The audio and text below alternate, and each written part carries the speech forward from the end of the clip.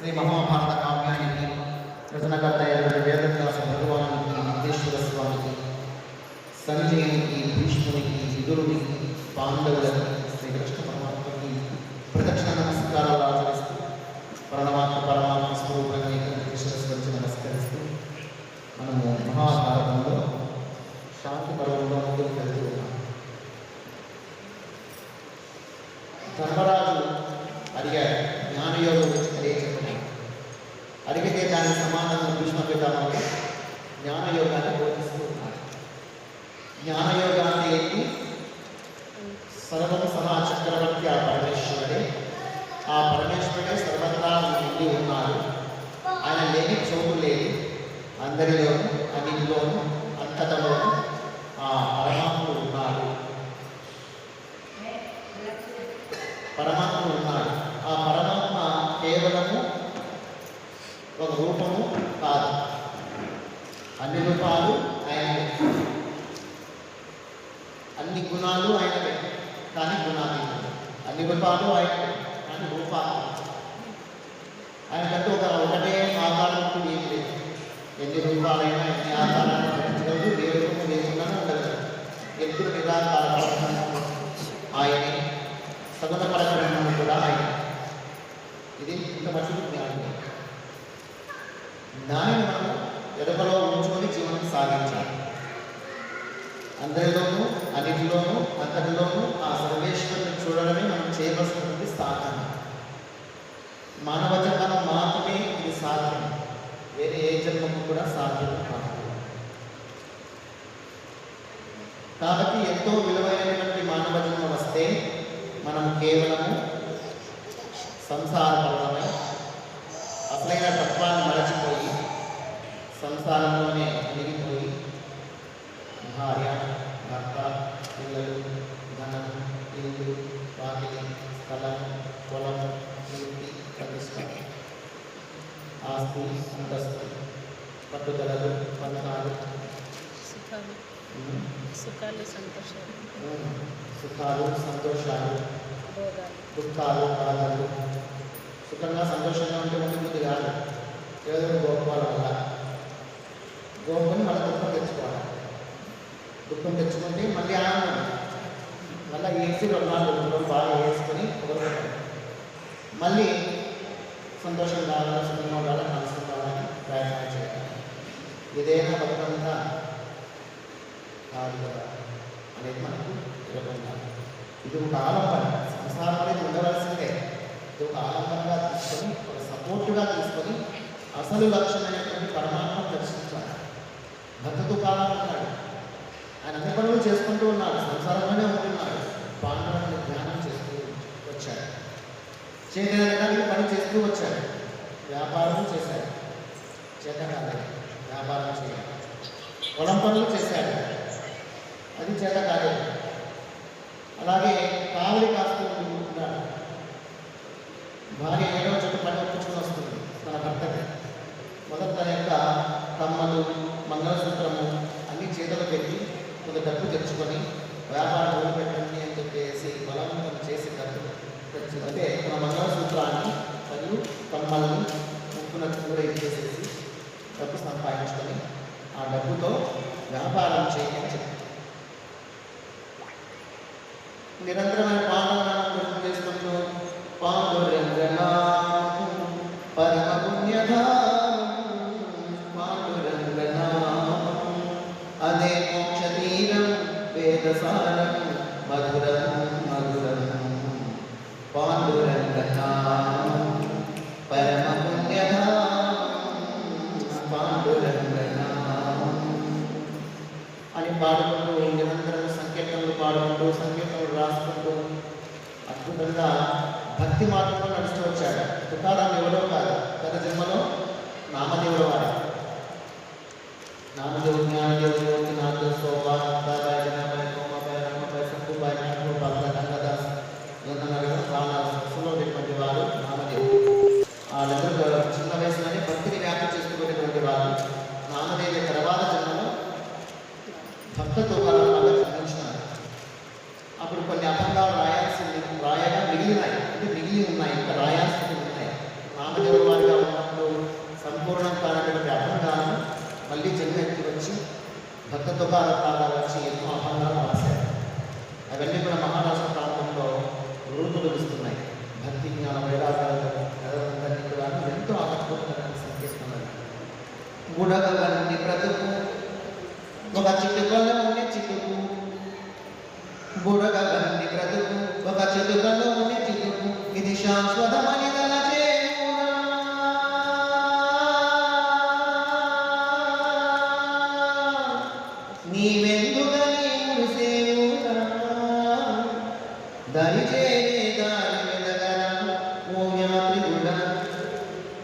హరినామం మరువవద్దురా పరవెల్లి గోదోదిరా దరిచేదారేదిరా అని సంగీతాలన్నీ కూడా అద్భుతకాలం నుండి సమాజానికి దగ్గరగా ప్రశాంతంగా అందరూ పాడుకునే విధంగా పాములు కూడా ఎంతో ఇష్టంగా ఉండే విధంగా రాస్తూ వచ్చినటువంటి సంకీర్తనలు ఆయన.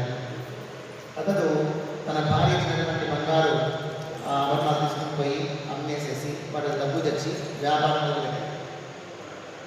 వస్త్రాల వ్యాపారం ఏవో తెచ్చి పెట్టుకున్నాడు. కానీ వచ్చేవాళ్ళు పేదవాళ్ళు తెలిసిన వాళ్ళే, ప్రతి ఒక్కరూ తెలిసిన వాళ్ళే. స్వామి ఇది ఎంత స్వామి అంటారు. దీని విలువ వచ్చేసి నేను 150 రూపాయలు తెచ్చుకున్నాను, దానిపైన నువ్వు ఎంతో కొంత వేసి వ్యాపారం చేసిన 150 తెచ్చిన నమ్ముతారా? నువ్వే ఎంతో కొంత చేసి అని ఒప్పుకుంటారా? మామూలు వ్యాపారం అనేది మోసము. కాబట్టి ఏం లేదు కానీ 100 రూపాయలు ఇస్తాను ఇస్తావా? అయ్యో 100 రూపాయలు నాకు వచ్చింది 150 రూపాయలు. లేదే స్వామి మేము పేదవాళ్ళము, డబ్బులు ఆలోచిస్తాం, మేము పట్టుకుని ఆలోచిస్తున్న వాళ్ళం, డబ్బులు లేదే కష్టం, 100 రూపాయలు ఇస్తాను స్వామి, ఏదో పెళ్లి పెట్టుకున్నాము వస్త్రం కావాలా?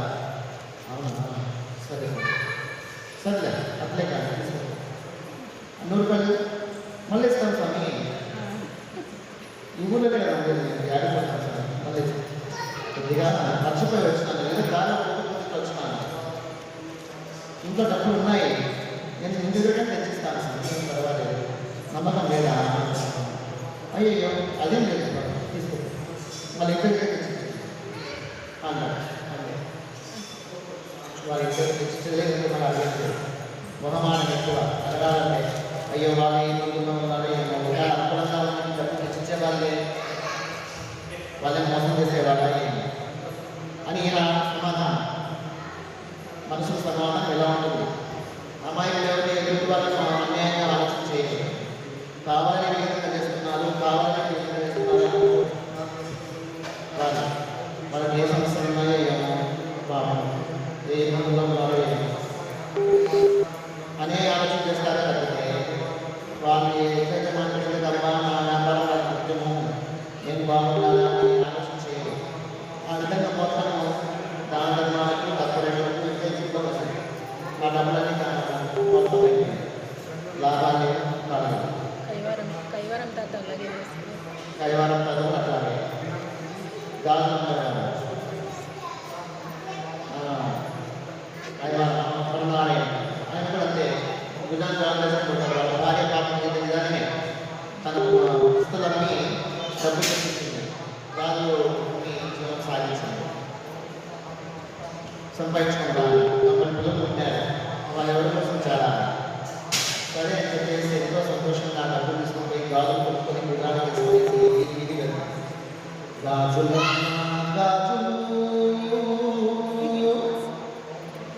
అద్భుతమైనటువంటి సంగీతం రాశారు.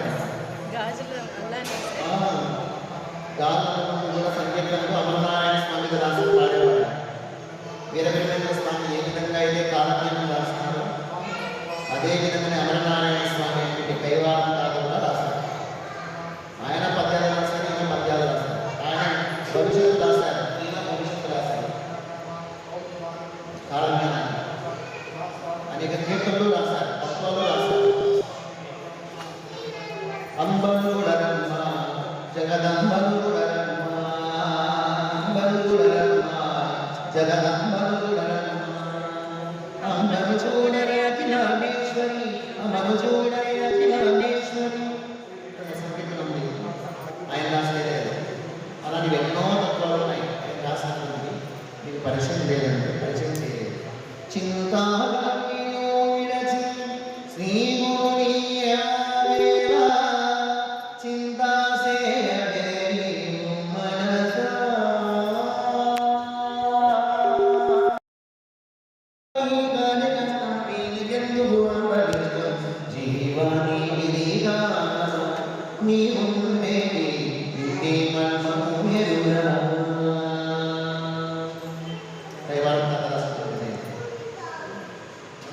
తొమ్మిది మా ఇళ్ళ దుఃఖములకిది మూలదుంప ఎంచితే గల మూలదుంప తెలుసుకో నీ తాడు తెంప జీవాని విధిగానవ నీ ఉండేది ఇంకే మర్మము ఎరుగావా.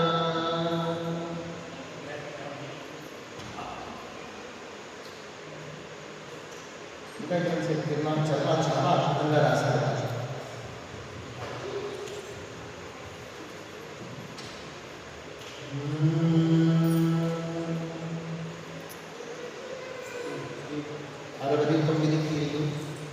తోక పురుగులు 3 పాలు నిండి ఉన్నది నీచు నీచు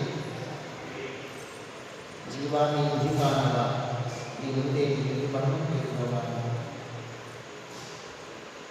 బెత్తడు 3 ఎముక 69 కీళ్ళు 3 పాలు తోక పురుగులు 3 పాలు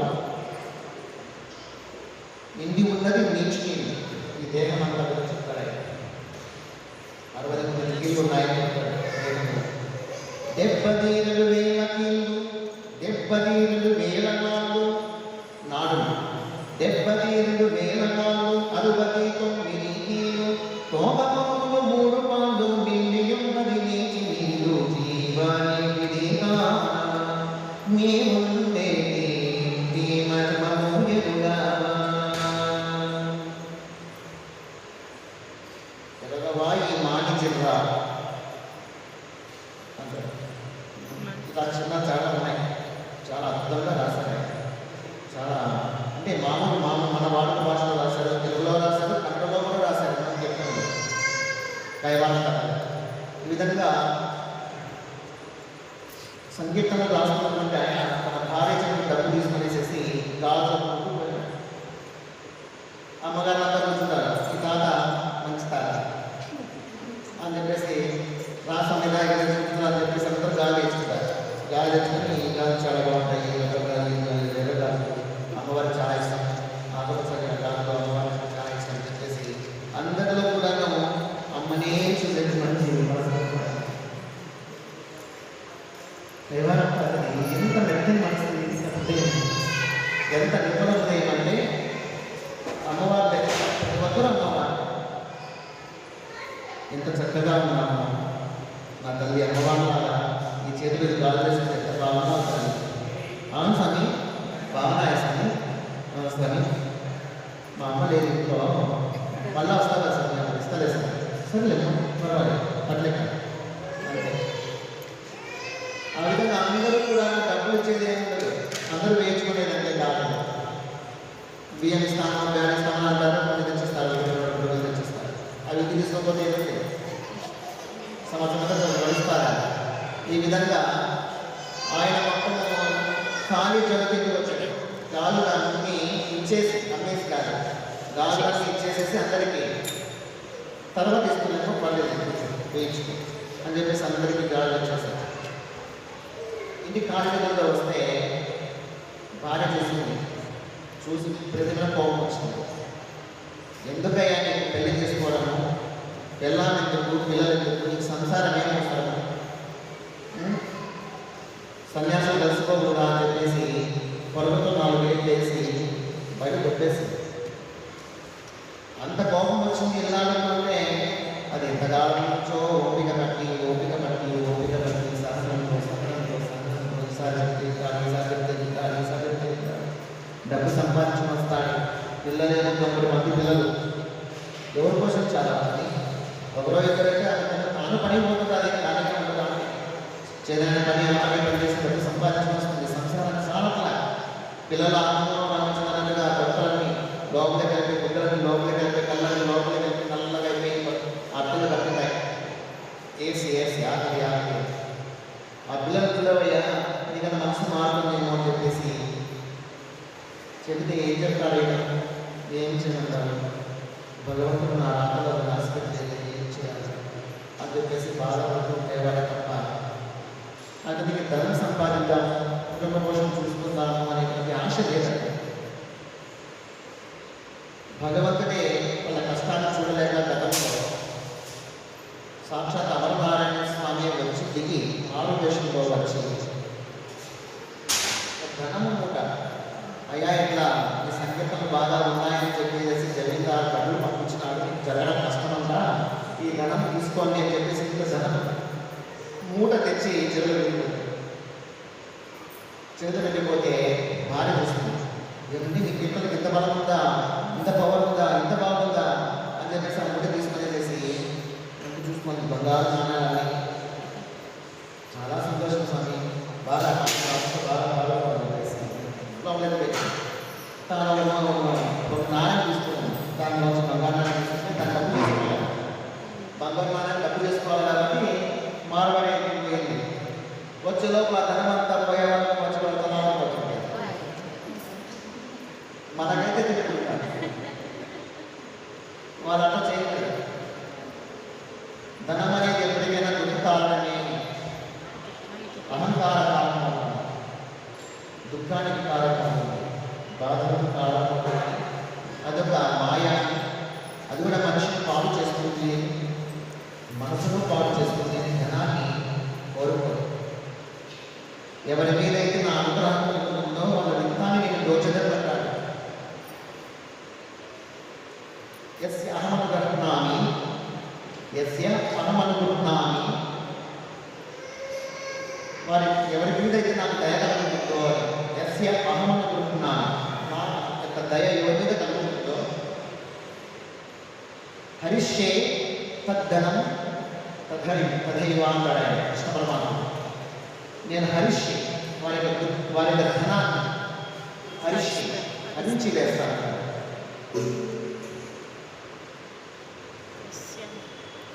హరిష్యే తద్దనం శనై, హరిష్యే తద్దనం శనై అంటారు కృష్ణ పరమాత్మ భాగవతం. ఎవరి మీదైతే నాకు దయ కలుగుతుందో, కృప కలుగుతుందో వాళ్ళ యొక్క విత్తాన్ని మొత్తం నేను దోచేస్తాను. అంటే భక్తులైనటువంటి వాళ్ళకు ధనం మీద ఆశ లేకుండా చేస్తారు. ధనం అక్కర్లేదనుకుంటారు. ధనం ఉందనుకోండి, దాన్ని రక్షించుకోవడం, ద్రోహం చేసుకోవడం, ముందుకు చూడబెట్టడం, ఇవన్నీ వాళ్ళకి వ్యాసం ఎక్కువ అయిపోతుంది. భగవంతుడు పట్టుకోలేదు, ఎందుకంటే ధనాన్ని లేకుండా చేస్తాను. ధనముడిగిన మదముడుగును, ధనముడిగిన మదముడుగును, మదముడిగిన దుర్గుణము మానవ ఉడుగును. దుర్గుణాలను కూడా ఆగిపోతాయి ధనం కాదు. అదే ధనం ఉందనుకోండి, ధనమెచ్చిన మదమెచ్చిన దుర్గుణములు మానవమెచ్చిన అహంకారం అనేది పెరిగిపోతుంది. అందుకే ధనాన్ని ఇవ్వడు. ఒకవేళ ధనం ఇచ్చినా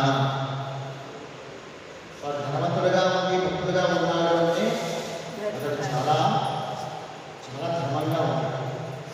ధనాన్ని ఒక పరాయి వస్తున్నాడని చూస్తున్నాడు. దానం చేయాల్సి వస్తే ధారాళంగా ఇచ్చేస్తాడు, తనకు ఉంచుకోవాలని ఆలోచించి ఎంత ధారాళమైన ఇచ్చేసుకుంటాడు. తన కోసం పెట్టుకోవాలి. ఈయన ఉన్నాడు యాజ్ఞవల్క మహర్షి, అడగ యాజ్ఞవల్క మహర్షి. అతని దగ్గర ఈ ప్రపంచంలోనే విశ్వంలోనే ఎవరి దగ్గర లేని ధనం ఉండేది. అయితే తీసుకునే వాళ్ళు తీసుకోవచ్చు, తెచ్చేవాళ్ళు తెచ్చుకోవచ్చు. గోవులు కూడా లక్షల గోవులు లేని వాళ్ళు తీసుకోవచ్చు, ఉన్న వాళ్ళు తెచ్చి పెట్టచ్చు. ఎన్ని వస్తున్నాయి, ఎన్ని పోతున్నాయి, ఎవరు తీసుకున్నారు, ఎవరు లెక్క రాష్ట్రం ఇస్తుంది. ఆ విధంగా బ్యాంకులో పనిచేసే వాళ్ళు ఉంటారు. వాళ్ళు రోజు నోట్లు ఇచ్చుతూనే ఉంటారు, కడుతూనే ఉంటారు, లెక్క కడుతూనే ఉంటారు. కానీ ఆ ధనం వాళ్ళనుకుంటారా? అంతే. ఈ ముక్తులు కూడాను, ఈ పుణ్యాములు కూడా ధనం తన దగ్గర ఉన్న ఈ ధనము భగవంతుడు ఇచ్చినటువంటిది, ఎవరికి చెందాలో వాళ్ళు చెందుతూ ఉంటుంది అని యోచన చేసుకుంటారు. తప్ప ప్రమాది అనేటువంటి భావనతో చూడడం సాగించారు. అలాంటి వాళ్ళు కూడా వాళ్ళ ధనం వస్తూ ఉంటుంది. ధనం ఉన్నా అహంకారం లేకుండా ఉండడం తప్ప. ధనం ఉంటే దాన్ని దాచిపెట్టుకోవడంతో నిలబెట్టుకోవాలని ప్రయత్నించి దానం చేయాల్సి వస్తే ధారాళంగా దానం చేస్తారే, అది ఈ విధంగా మొత్తం దానం చేశాడు దైవాలంగా. అది చూసింది, చాలా కోపం వచ్చింది, బాగా తిట్టేసింది. టికెట్ పిచ్చి పట్టించడానికి సంసారం లేకుండా చేసుకోవాల్సింది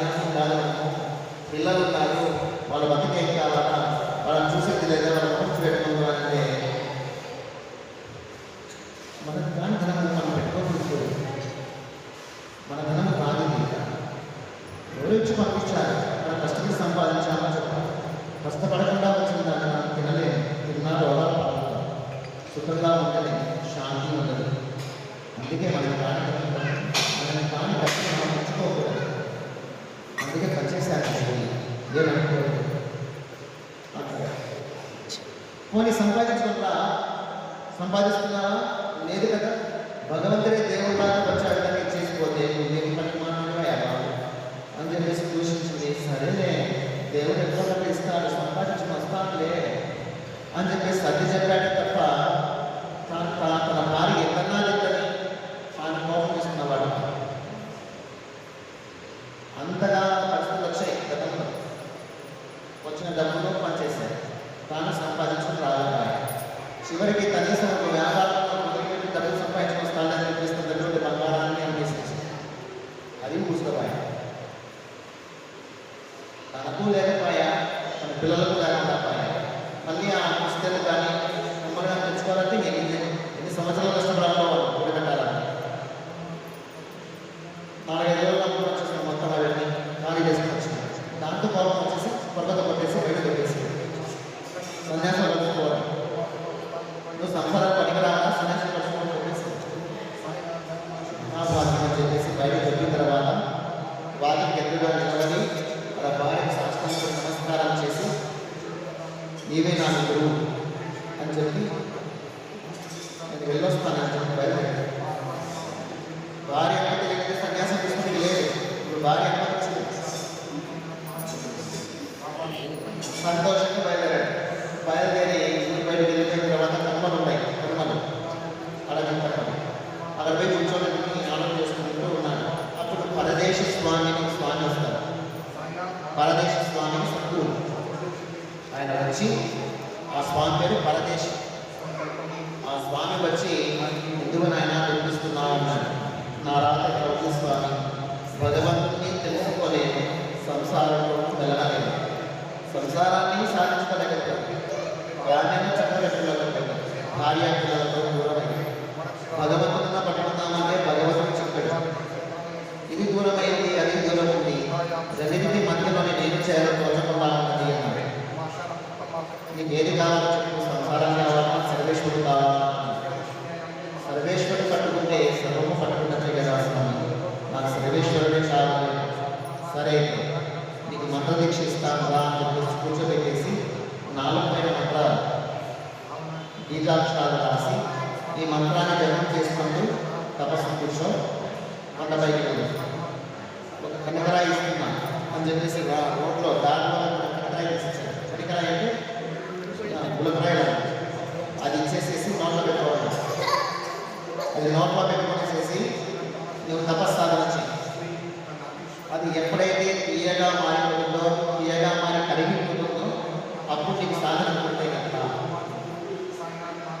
కనకరాయి కరిగి చక్కెరలాగా కరిగిపోతుందో, తీయగా మారిపోతుందో అప్పుడు నీకు ఫలించినట్టు బాగుంటుంది.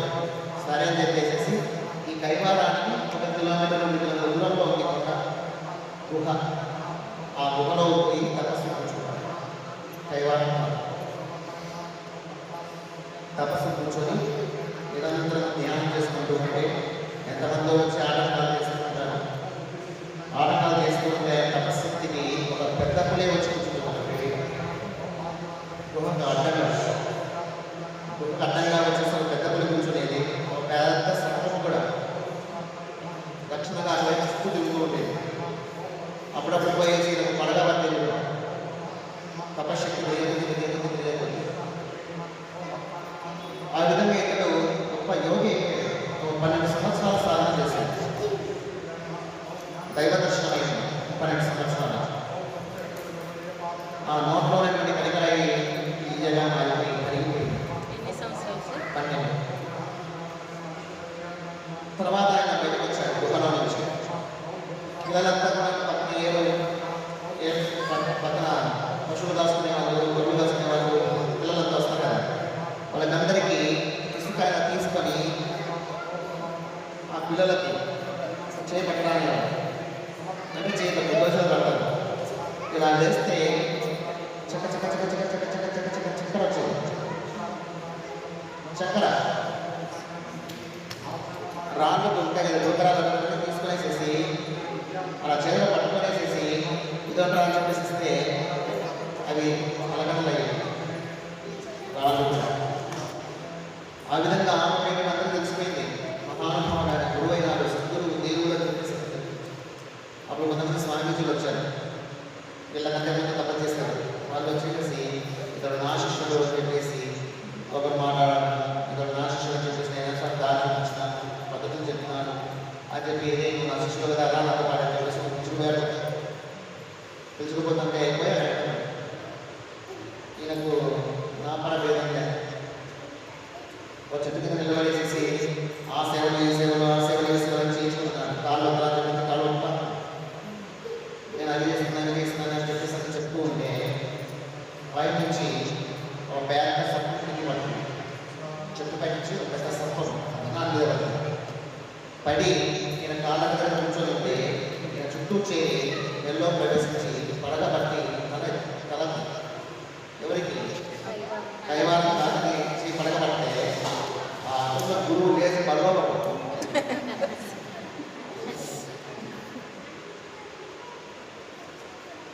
అప్పుడు ఎవరైనా తెలుగు రావడం. ఈయన సామాన్యంగా ఎవరిని ద్వేషించడు, ఎవరిని దూషించడు, ఎవరు ఏ చెప్పినా చేస్తాడు. అలాంటప్పుడు అమాయకులుగా ఉన్నటువంటి వాళ్ళను ప్రకృతి పరిరక్షిస్తుంది. అయితే కల్మషం మనలో ఉండకూడదు. ఏది వాళ్ళలో కల్మషం ఉంది, కమటం ఉంది, ఎట్లున్నారు కావాలని ఇద్దరు కనిపిస్తున్నారు, కానిస్తున్నారు, వాళ్ళకు చెప్పి వీళ్ళకి చెప్పి వాళ్ళ గొప్పతనం చాటుకోవడం కోసము నన్ను వాడుకుంటున్నారు అని ఆలోచన విధి. భగవంతుడు ఆడించే జగన్నాటంలో మనకు పరీక్ష. ఈ పరీక్షలో నెగ్గుతానా లేదా అని భగవంతుడు పరీక్షిస్తున్నాడేమో. షిరిడి సాయిబాబా వారికి కూడా అంతే కదా. షిరిడి సాయిబాబా వారికి కూడా పడే బాబా ఆయన కూడా అట్లాగే ఇక్కడ నా శిష్యుడు చెప్పే సేవ తీసుకుంటూ ఉంటే చేశాడు. బాబా వారికి చేసి సేవ చేసి చివరికి అతను కూడా మొక్కు వచ్చి క్షమాపణ కోరుకుంటారు బాబా. అలాగే తపస్సు చేస్తూ ఉంటే పిల్లలు కొంతమంది పరీక్షించడం కోసం అని చెప్పేసి ముస్లిం పిల్లలు కొంతమంది ఏం చేస్తారంటే కైవారం పరీక్షించాలని యోగ్యత జ్ఞానియత అని చెప్పేసి ఏం చేస్తారు, చనిపోయిన వాళ్ళకు బతికిస్తారు అని తెలిసింది. దానికి పిల్లలు ఏం చేస్తున్నారు, ఒక బొమ్మను గద్ద బొమ్మను, గద్ద అంటే చూడండి గద్ద, ఆ గద్ద బొమ్మను చేసి చెట్టు మీద పెట్టేసేసి వచ్చారు. స్వామి ఈ దృష్టి పడితే చనిపోయిన వాళ్ళు బతుకుతారంట కదా, ఆ గద్ద బతికంగా చచ్చిపోయిందే అని చెప్పిన చూపించారు.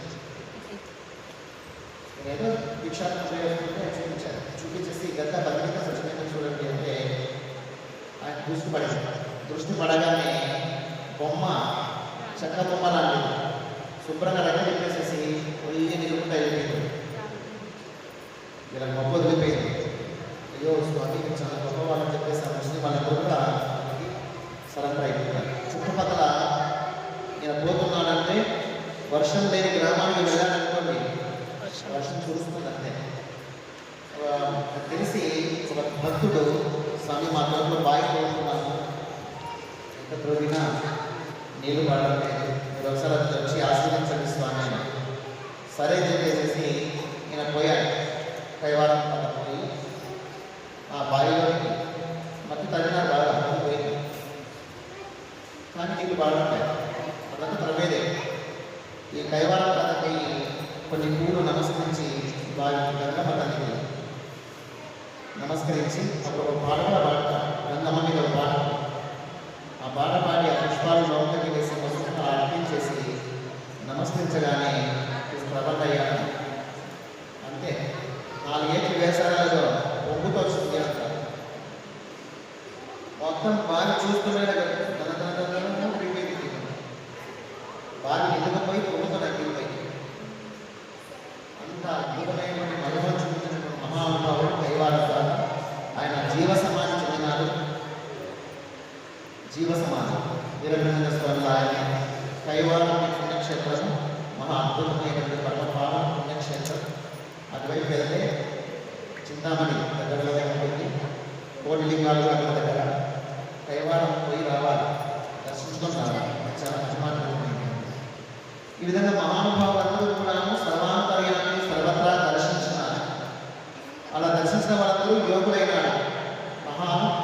మహాయోగులైన, మహాత్యాగులైన, మహావిరాములైన, ఆదర్శప్రాయులైన, దైవ స్వరూపాలైన, తానే మహిమలు చూపించే ఆధ్యాత్మికవేత్తలైన మనం కూడా అదేవిధంగానే సర్వాంతర్యాన్ని సమగ్ర దర్శిస్తే ఆ మహిమలు మనకు రాకుండా ఉంటాయనుకోవద్దు, మనకు కూడా వస్తుంది.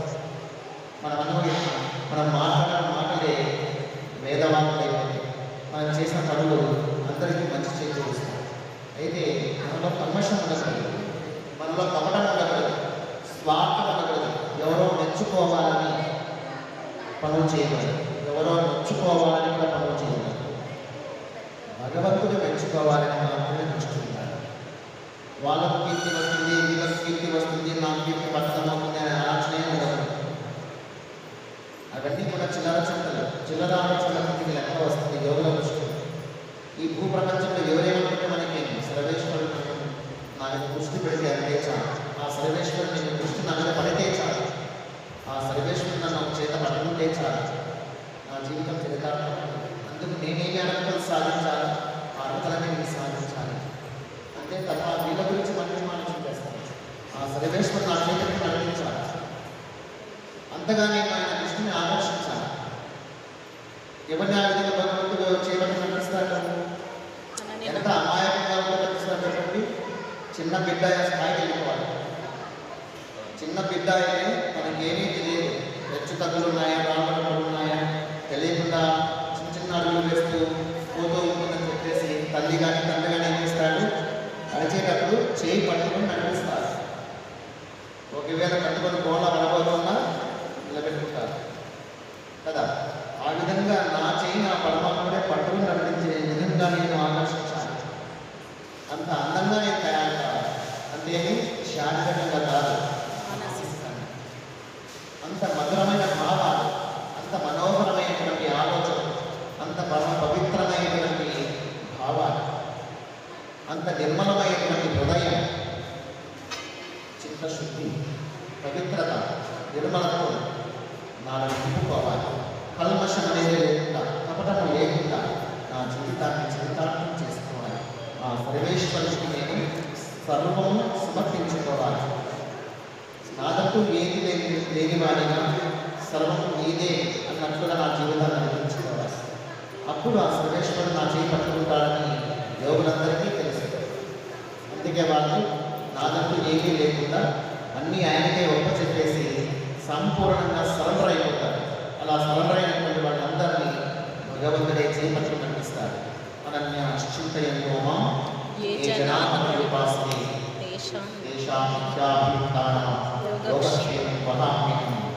అని 9వ అధ్యాయం 22వ శ్లోకంలో శ్రీకృష్ణ పరమాత్మ చెప్తున్నారు. నన్ను నిరంతరం జపిస్తూ, ధ్యానిస్తూ, తప్పిస్తూ, వర్చిస్తూ, ఆరాధిస్తూ, సంకీర్తిస్తూ, పూజిస్తూ ఉంటారు. అటువంటి వాళ్ళకి యోగక్షేమాలను నేనే దగ్గరకు చూసుకుంటాను అని చెప్పేసి భగవంతుడు చెప్పి ఉన్నాడు. కాబట్టి మనము ఆ ఒక్క శ్లోకాన్ని అర్థం చేసుకుని ఆచరణ చేసిన మన జీవితం కూడా ఆ మహాఫల పౌరులు చేరుతుందని తెలియజేస్తూ అటువంటి అర్హతలన్నింటినీ మనకందరికీ శ్రీకృష్ణ పరమాత్ముడు అనుగ్రహించాలని, జ్ఞానయోగం పరిపూర్ణంగా మేము ఆకలింపు చేసుకుని ఆచరణ పెట్టే శక్తిని ఆ సర్వేశ్వరుడు మనకు అనుగ్రహించాలని మనసా వాచా ప్రార్థిస్తూ ఈ 4 మాటలు నా నాన్న పలికించినటువంటి ఆ యొక్క సాయి పుష్పాలుగా సమర్పిస్తూ ఏమైనా సందేహాలు ఉంటే అడగండి, చెప్తాను. యోగక్షేమం వహామ్యహం అన్నాడు కదా సార్. యోగం అంటే ఏంటి సార్? ఏమని తీసుకుంటారు? యోగము అంటే మనం చేస్తున్నటువంటి ఆధ్యాత్మిక సాధన. కర్మయోగం కానీ, జ్ఞానయోగం కానీ, మనం ఏదైతే ఆధ్యాత్మికంగా ఉన్నతి సాధించడానికి, పరమాత్మ సాధించుకోవడానికి, మోక్షాన్ని పొందడానికి ఏదైతే మనం సాధన చేస్తున్నామో అది యోగం.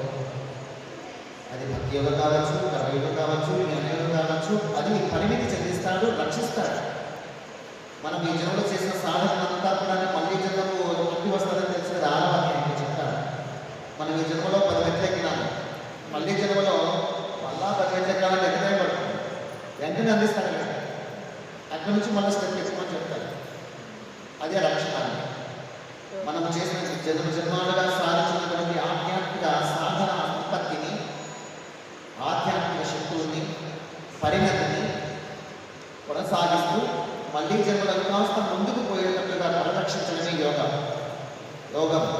క్షేమము అంటే మన యొక్క జీవన విధానాన్ని కూడా బతికి ఉన్నంత వరకు మన యొక్క క్షేమాన్ని ఎటువంటి ఆపద పాలు కాకుండా, అన్యాయం పాలు కాకుండా, మన జీవితము నరకప్రాయం కాకుండా, నలుగురితో నలిగిపోకుండా ఆదర్శప్రాయంగా కాపాడేటువంటి వారు కూడా ఆ సర్వేశ్వరుడు. బతికి ఉన్నంత వరకు మన యొక్క మంచిని కాపాడేవాడు, మరియు ఆధ్యాత్మిక సాధనను మరింత వృద్ధి చేసేటువంటి వాడు మరియు పరిరక్షించేటువంటి వాడు ఆ పరమాత్ముడే అని నేనే పరిరక్షిస్తానని చెప్పేసి సర్వేశ్వరుడు చెప్తాడు శ్రీకృష్ణ పరమాత్మ. అది యోగక్షేమం వహామ్యం అని. జ్ఞానయోగకు ఆటంకాలు ఉన్నాయి. ఒకటి అహంకారం. జ్ఞానయోగ సాధనకి ఆటంకాలు అహంకారం మొదటి.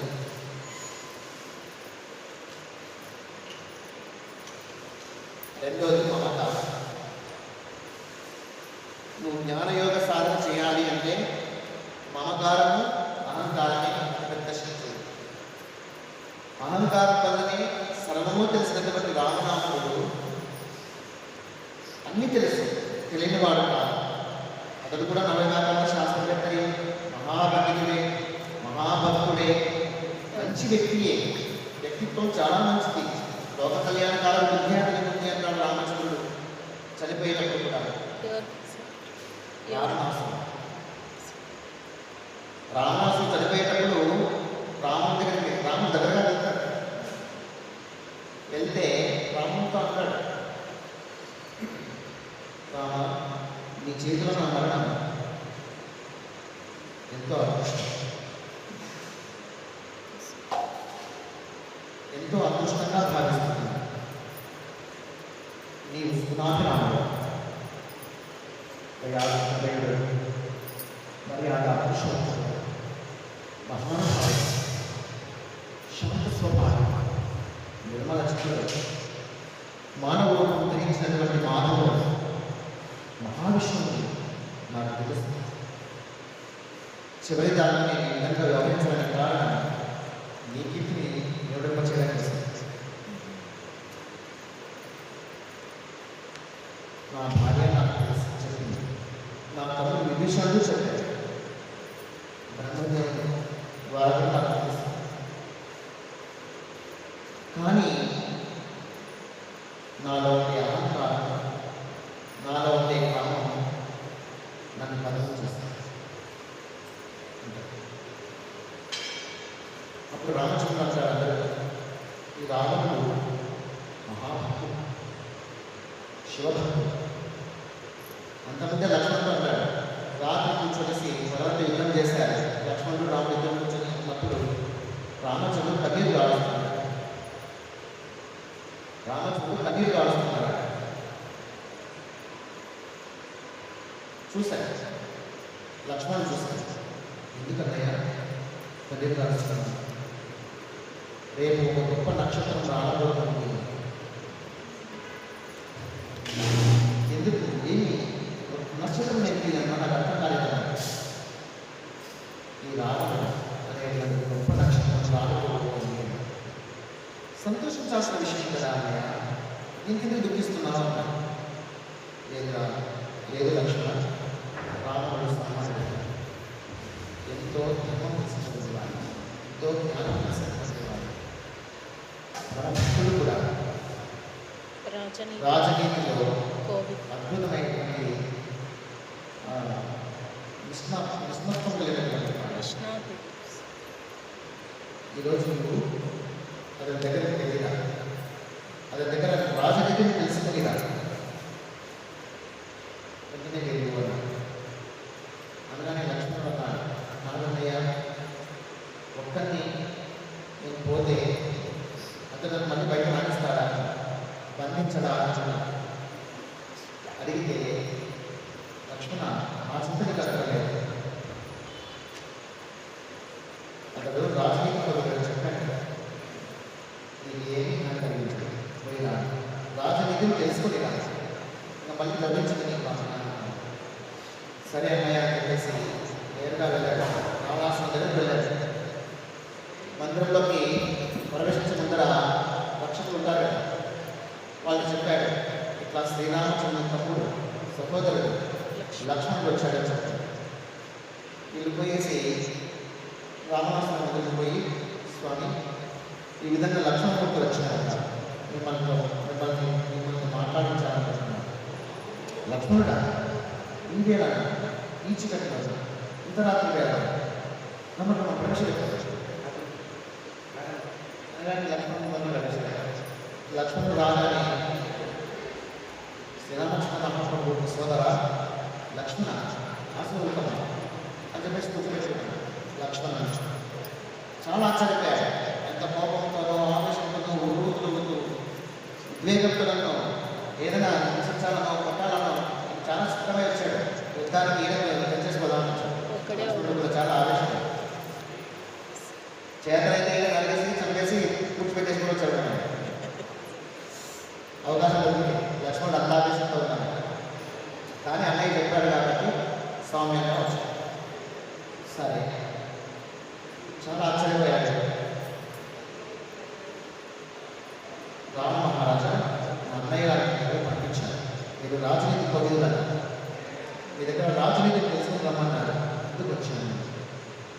ఓ శ్రీరామచంద్ర పంపించారా? ఏమిటి లక్ష్మణ రాజనీతి? ఎంత నీతి తెలిసినప్పటికీ ఆచరణ అది నా జీవితంలో తెలుసుకున్నాను. ఎప్పుడు అనుకున్నామో అప్పుడే అర్థం చేస్తున్నాను. ఇది రాజనీతి. మంచి పనులు ఎప్పటికే కానీ పోస్ట్ పోన్ చేయకూడదు, వెంటనే చేయాలి. నేను అనుకుంటూ ఉండేవాడిని,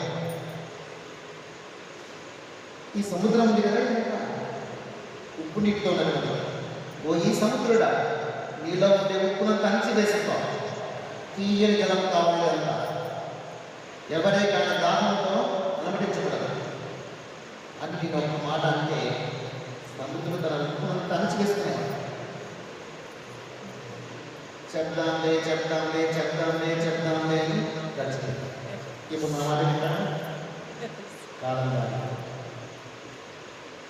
భూమి నుంచి స్వర్గానికి నిచ్చెన వేద్దామని ప్రయత్నం చేస్తాను అనుకున్నా. ప్రజలందరూ కూడా ఆ నిచ్చెన పట్టుకుని శుభ్రంగా స్వర్గానికి పోయేదాన్ని నడుస్తారు. ఒక నిచ్చెన ఏర్పాటు చేస్తే అందరూ స్వర్గానికి వెళ్తారు, ఆనందంగా జీవిస్తారు. ఇది ఒక లోక కళ్యాణకారం. అలా చేద్దాం వేసి ఇంద్రునితో మాట్లాడితే ఒక మాట చెప్తే ఇంద్రుడు కూడా అలాగే ఉంటాడు. ఒకప్పుడు ఇప్పుడు వస్తాడు. నీ రథం కూడా పంపిస్తే ఇంద్రుడే నన్ను సంభావన. శ్రీరామచంద్రునికి రథము లేకపోతే కార్యకర్తనే యుద్ధం చేస్తూ ఉంటే దేవతలందరూ కూడా కలిసి ఇంద్రుని చెప్పి మాతలిని వెంట పెట్టించేసి దివ్యమైన రథాన్ని భూమి పంపిస్తారు రామచంద్రుని కోసం. ఆ విధంగా నీకు రథాన్ని ఇచ్చినటువంటి వాడు ఇప్పుడు నన్ను సంహరించండి. ఇప్పుడు నా మాట ఆ నచ్చిన వేలాగా ఆ చంద్రుడు ఉన్నాడు కదా, ఆ చంద్రుడు నేను చెబితే క్షీణించగలరా? నువ్వు అట్లే ఉండాలి. పూర్ణమ చంద్రులాగానే నిరంతరం ఉండాలి. ఎప్పుడు పూర్ణమ చంద్రుడితో లాగానే ఉండాలి. చంద్రుడు అట్లాగే ఉన్నాడు అనుకోండి, ఎవరు చీకట్ల బతికి పడలే. పూర్ణమి వెలుగులు రోజు అందరూ సుఖంగా సంతోషంగా ఉంటారు. అప్పుడు శాసించి ఉంటే చంద్రుడు ఎప్పుడు పూర్ణమ చంద్రుడు లాగానే ఉంటాడు. అదో చెప్తాం, ఇదో చెప్తామని పోస్ట్పోన్ చేసుకుంటూ అదే అయిపోయి బంగారం ఉంది. ఈ బంగారం విలువైనటువంటిదే. అయితే దీనికి కూడా సువాసన వస్తే, సుగంధభరితంగా ఉంటే రాజ్యం స్వర్ణవలంకనే కాదు, సుగంధభరితమైన లంకగా మారింది. ఆ విధంగా బంగారానికి సుగంధం రావాలని చెప్పేసి నేను శాసిస్తే ఆ మహాలక్ష్మి కూడా నా అనుకున్నది శాసించాలనుకున్నాను, శాసించాలి. అలాగే మరణం వస్తుంది. మరణం వచ్చేమో వాడి గతంలో చేసినటువంటి పాపాలన్నీ కూడా తెలిసి రావాలి. వాడు ఏమేమి తప్పులు చేశాడో వాడు తెలిసి వస్తే అయ్యో నేను గతంలో ఇన్ని పాపాలు చేశానే, ఇంత తప్పు చేశానే అనేది గుర్తుకు రావాలి. అది ఆ గుర్తుకు వస్తే పశ్చాత్తాపం అన్న చెంది మళ్ళీ జన్మంటూ ఉంటే ఇలా తప్పు చేయకూడదని ఆలోచన చేసుకుని మంచిగా భక్తులను తెలుసుకునేవాడు. అది చెప్తామంటే యమధర్మాలను చెప్పేసి ఆలోచన చేసి చెప్తామని చెప్పలేకపోయాను. అలాగే మరణదేవత అయినటువంటి ఏమిటి శాసించాలనుకున్నాను. ఏమిటి అంటే తండ్రి బ్రతుకున్నాననే పిల్లలు ఎవరు చావకూడదు. తండ్రి చనిపోయిన తర్వాత పిల్లలు మరణించవచ్చు. తండ్రి చనిపోకముందే పిల్లలు ఎవరు మరణించరా. ఇది శాసనం చేయాలనుకున్నాను. ఇప్పుడు నా మాట ఎవరు ఇవన్నీ చేద్దామని గుర్తు వచ్చింది. చేయలేదు. అందుకే ఒక మంచి పని, లోక కళ్యాణం కాకుండా ఏదైనా చేయాలనుకుంటే వెంటనే చేయాలి. ఇదే నీతి. దీన్ని ఆచరించుకోండి. జీవితాన్ని చిత్తాన్ని చేసుకోవచ్చు. లక్ష్మణ ఇప్పటికే చాలా సమయం అయిపోయింది. ఏది ఇష్టం 20 మంది భక్తులు కలుస్తున్నాం అని చెప్పేసి సాధారణ తమ దాసుని అదే మాటలు శ్రీరామచంద్రుడు చెప్తే రామచంద్ర ఇతడు బ్రహ్మదేవుని గురించి అమోఘమైన తపస్సు చేస్తున్నాడు. అనితర సాధ్యమైన అంత అద్భుతమైనటువంటి సాధన చేసి తపస్సు చేసి బ్రహ్మదేవుని ప్రత్యక్షం చేస్తున్నాడు. అంతకుముందు కూడా చాలా మహానుభావుడు, పుణ్యాత్మ, ధర్మము, జ్ఞాని, పరమశివుడు, పరమభక్తుడు, మహాభాష. అయితే అతనిలో ఉన్నటువంటి అహంకారాన్ని, అతనిలో ఉన్నటువంటి కామని ఈ స్థితికి తీసుకుని వచ్చింది. ఎంతటి జ్ఞానికి కూడా అహంకారాన్ని ప్రవేశిస్తే మూర్ఖులు అవుతారు. అందుకే అహంకారాన్ని ఏ ఆశ కూడా ప్రవేశించకుండా జాగ్రత్త వహించాలి లక్ష్మణుడు అంటూ తన శిష్యులందరికీ గ్రంథాలపడినటువంటి యోధులందరికీ, వానర యోధులందరికీ కూడా సూచన ఇస్తారు రామచంద్రుడు. ఆ విధంగా అహంకారం వల్లనే రావణుడు పతనమైనాడు. తనలో ఉండే కామ ప్రభావం చెందని మరణం, పతనం రెండు సంభవించాయి. అపకీర్తిపాలయ్యాడు.